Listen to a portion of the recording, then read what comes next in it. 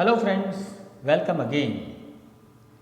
Friends, in this video, today we are going to discuss the definition and characteristics of epic poetry.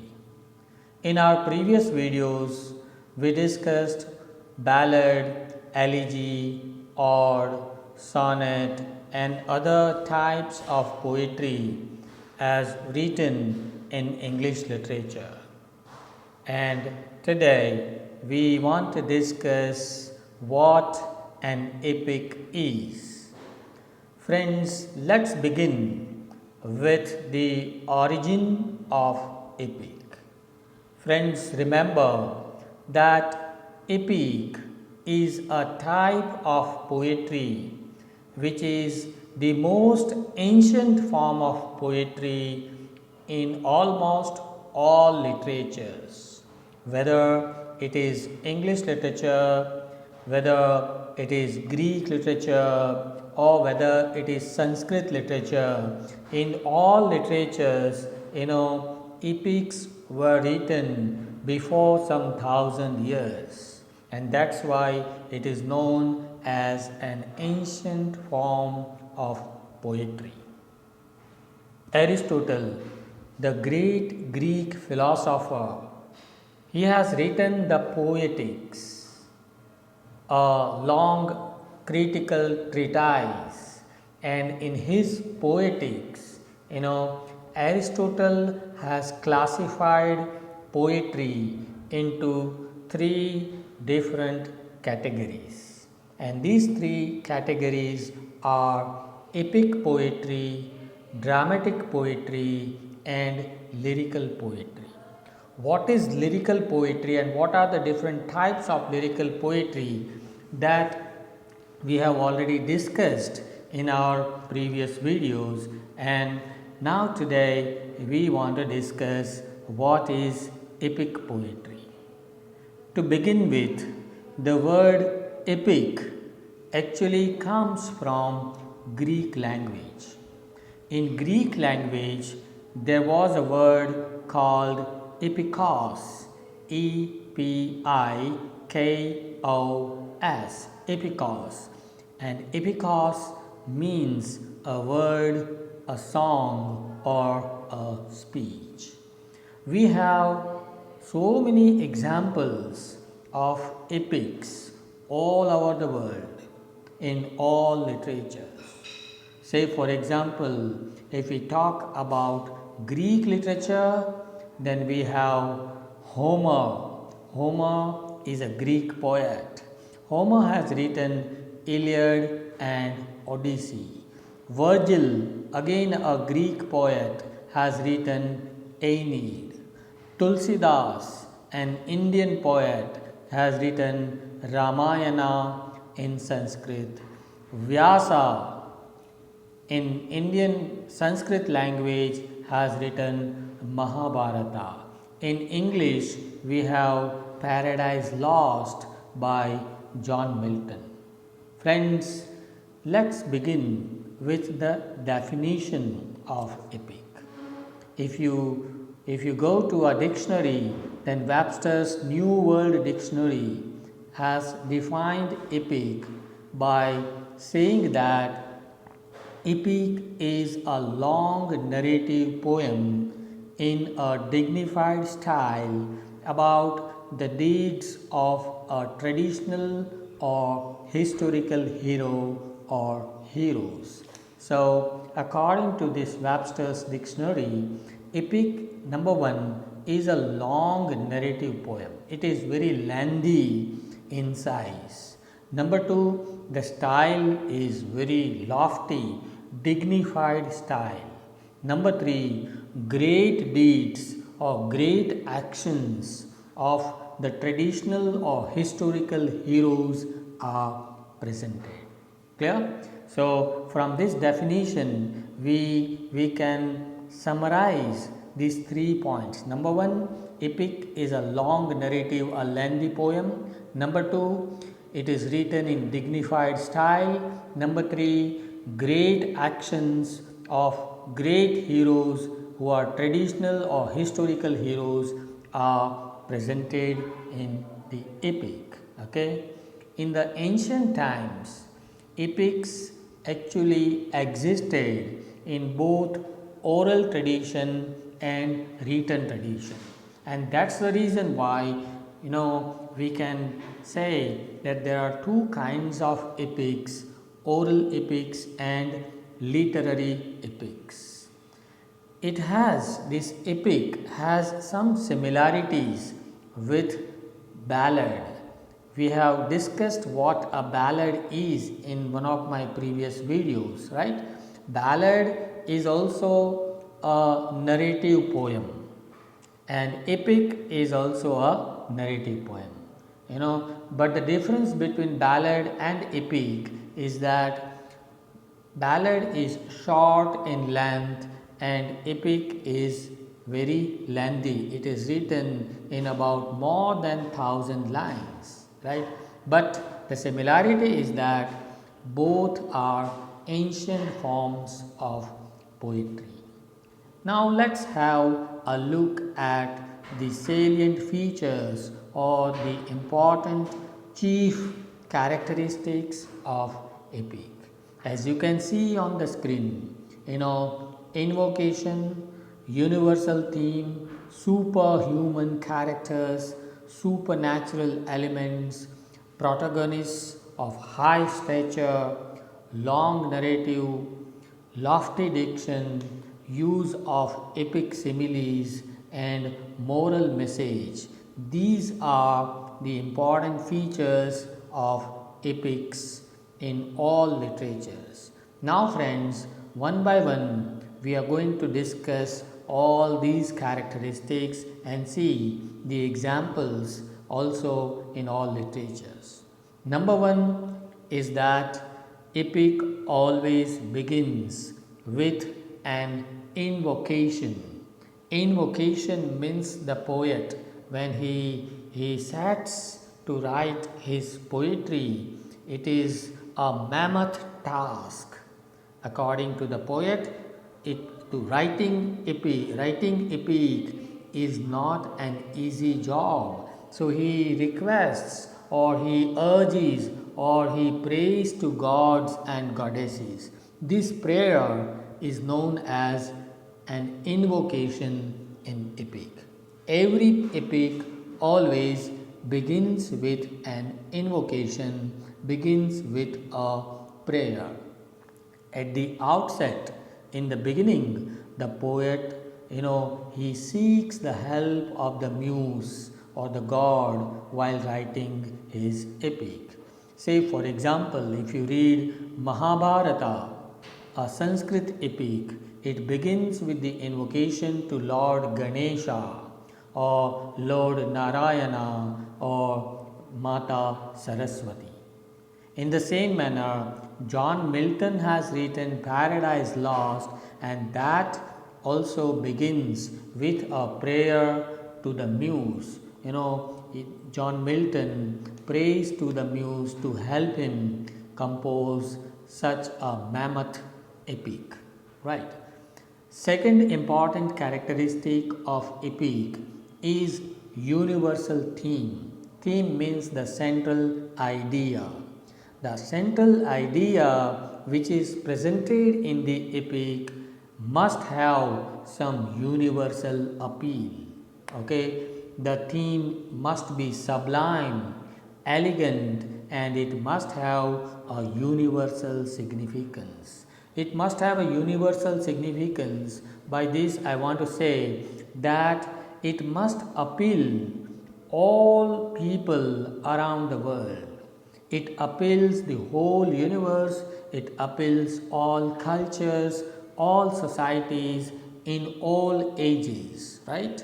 And that's the reason why, Ramayana, which was written about 5000 years ago, appeals to us when we read it.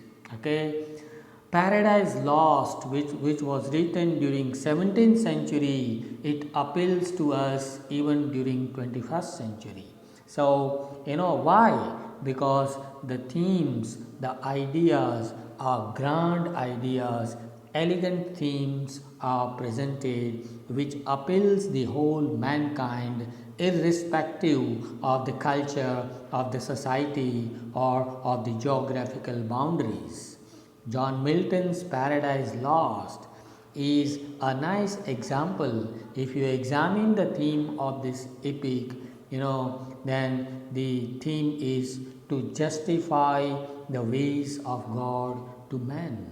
This is in fact an elegant theme which appeals everyone. Another important characteristic of an epic is superhuman characters, right? Means the characters which are presented by the poet here are not ordinary people like me and you, right? They are having some superhuman qualities. They can fly around, they can kill the mightiest fellows, the mightiest warriors. They are highly adventurous people. They have some superhuman qualities. If you examine the Sanskrit epic Mahabharata, we have the characters like Bhishma or the characters like Lord Krishna. They have superhuman powers, right? In the same manner, if you examine the Ramayana, we have the characters like Hanuman, the characters like Rama, the protagonist. They are given superhuman qualities by the poets. Okay, and these qualities in fact shoot the high serious themes and universal nature of epic.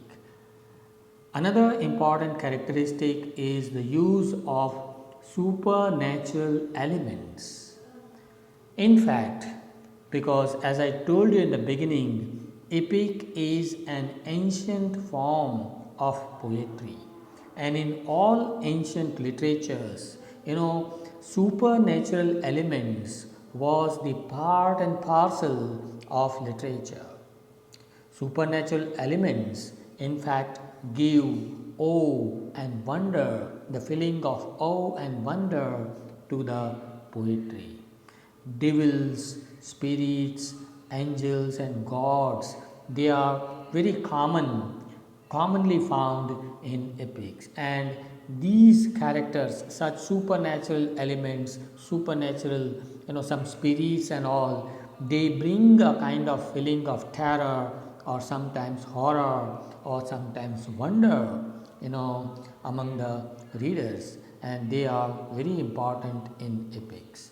Moreover, another important feature of epic is that the protagonist of the epic is of high stature. Means they are not common human beings, they are not ordinary people. The heroes in all epics are of national or sometimes universal importance. In fact, they are the representatives of the whole humanity. They win our love, our sympathy and respect, at the end of the epic. Why? Because they have such universal significance. They have the protagonists of these epics have been given some incredible strength, both mental and physical. They are greatest of the great. Epics always deal with the stories of their valor, their bravery, or their superhuman powers, or their great deeds in their life. Okay, so next important characteristic of all epics is that epics are long narrative poems. When we discussed the definition of epic, I told you that epic is a long narrative poem. They have an extensive and prolonged narrative style adopted by the poets. Generally, epics are written in not one book, they are written in so many books, so many parts, or sometimes cantos. cantos. Canto means a part, or what we say adhyay in Hindi. Homer's epics, if you want to take an example, Homer's epics are divided into 24 books. You can imagine the length of the poetry. 24 books. Not only this, John Milton's Paradise Lost is also written in 12 books. Now you can just take a judgment how this epic, a long narrative poem is. In the same manner, Edmund Spenser also attempted writing an epic called The Fairy Queen. However, this one is an incomplete epic, and unanimously the critics do not agree that it is an epic, but Spenser tried to write an epic, The Fairy Queen, and that is also written in 6 books. So, epics are long narratives. Okay, the next important characteristic or feature of epic is lofty diction. Diction means the style of writing. Diction means the choice and arrangement of words in poetry. The diction or the language used by the epic poets must be lofty, must be grand style. Okay, why? Because serious themes are to be presented in the epics. Why? Because superhuman characters are there. Why? Because the protagonist is the representative of the whole humanity. Why? Because epic always appeals the whole universe. So such a grand subject matter with grand characters need lofty and grand style. Why?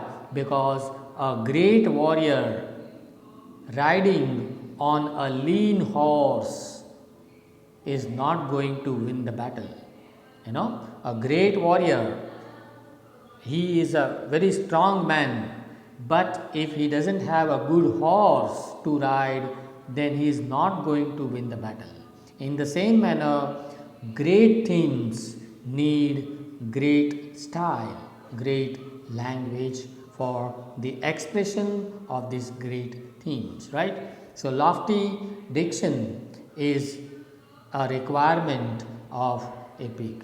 Here, there is no scope for trivial or common colloquial language, day-to-day conversation, or the language of the common man, right? The poet here tries to use some sublime words to describe his sublime themes and sublime events. Epic simile is another feature of epic, right? Epic simile is also known as Homeric similes. What is this epic simile? Here, comparison is done as found in simile, but epic simile is a comparison which is a far-fetched comparison. This comparison actually goes on for hundreds of lines. Comparison here is not done in 1 or 2 lines. Okay, this comparison goes on and on for so many lines, and that is known as an epic simile. Here, to describe the valor, the bravery, or the gigantic stature of the hero, the poets use these epic similes. Long narrative nature of epic provides the poet ample enough scope to describe the actions by the use of epic similes. And the last but the most important feature or characteristic of epic is moral message. Moralism is found in all epics. No epic exists without displaying, without delivering some moral messages for the mankind. Okay, why? Because epics have universal appeal, and that's why the primary function, the chief aim of the epic poet is to convey some moral message to the whole humanity, to the whole culture, to the whole universe. If you examine different epics written so far, you will find that some serious message is displayed in each and every epic. In Paradise Lost, written by John Milton, the main message, the main function of this epic is to justify the ways of God. If you read Iliad, Iliad delivers a message of loyalty, bravery, and forgiveness or apology. If you read Odyssey, it gives us the message of man's quest for spiritual growth, how you can achieve spirituality in your life. That message is displayed in Odyssey. In the same manner, if you read Ramayana, the Sanskrit epic, that unveils, that opens up the message of forgiveness and loyalty. So, friends, these are the important characteristics of epic in literature. Now, let's conclude the whole discussion. Let's summarize the whole discussion by saying that epic is a long narrative poem which has adopted a grand style of writing, and it deals with some high serious themes, serious ideas, right? In the ancient times, epics were written, their epics were existing only in oral form, but later on written epics were also available. So we have two types of epics, oral epics and literary epics. And epic is an ancient form of poetry. The characters are superhuman, use of supernatural elements and use of epic similes, Homeric similes make it a grand form of poetry. The protagonists of these epics have some universal significance. They are the representatives of the whole humanity. Okay, and last but not the least is that epics bring moral awareness among the people, and it aims at reformation of the whole mankind. So, friends, here we come to the end of this discussion on the characteristics of epic. I hope you liked this video. If you really like this video, please subscribe to this channel. Thank you. Thank you very much.